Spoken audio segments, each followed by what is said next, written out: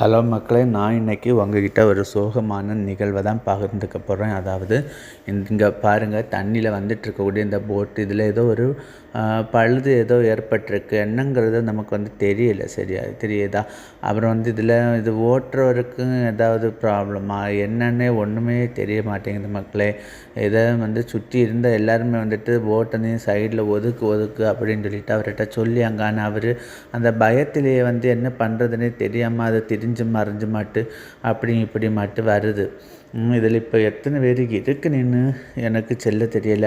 பார்க்க மனசெல்லாம் பதறுது மக்களே. இது கேரளாவில் நடந்த ஒரு விபத்து மக்களே. எந்த இடம்னு எனக்கு சரியாக தெரியல. உங்களுக்கு யாருக்காவது தெரிஞ்சுன்னா மறக்காமல் கமெண்ட் பண்ணுங்கள், சரியா?